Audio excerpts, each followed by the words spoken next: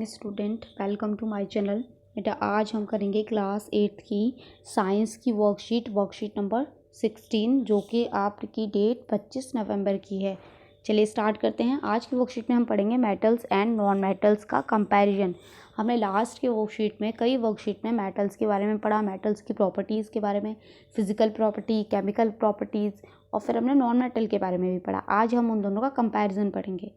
चलिए सबसे पहले अपीयरेंस। मेटल कैसी होती हैं दिखने में? शाइनी और लस्ट्रस होती है। नॉन मेटल कैसी होती हैं? डल होती हैं। लाइक आयोडीन, वो एक्सेप्ट आयोडीन, आयोडीन अलग होता है, आयोडीन डल नहीं होता।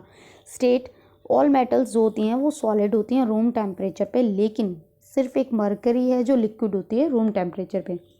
और जो नॉन मेटल होती हैं वो तीनों स्टेट में होती हैं, सॉलिड, लिक्विड एंड गैस।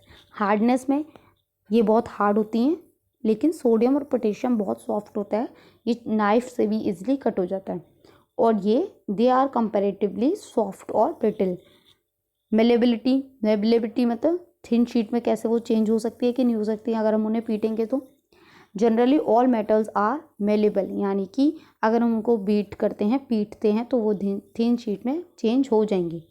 लेकिन नॉन मेटल में क्या होता है, वो नॉन मेलेबल हैं। उनको अगर हम आप हथौड़े मारोगे, कुछ मारोगे, तो वो क्या होता है, पीस में ब्रेक हो जाती हैं। डक्टिलिटी मतलब डक्टिलिटी क्या होती है? डक्टिलिटी होती है जब हम किसी मेटल को तार के रूप में बना सकते हैं, वायर के रूप में खींच सकते हैं। Generally all the metals are ductile, can be drawn into wire. और नॉन मेटल जो होती हैं आर ब्रिटल होती हैं। Conductivity, metals are good conductor of heat and electricity, और ये पुअर कंडक्टर होती हैं। सोनोरस मतलब आवाज़ करना।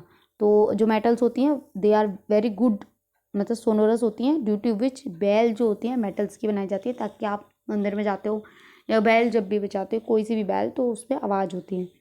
नॉन मेटल नॉट सोनोरस होती हैं। एग्जाम्पल दे रखा है आयरन, गोल्ड, कॉपर, एल्यूमिनियम, ये सब आपके मेटल्स हैं। Carbon, oxygen, nitrogen, chlorine, sulphur, ये सब आपके क्या है? Non metal. चलिए क्वेश्चंस पे आ जाते हैं।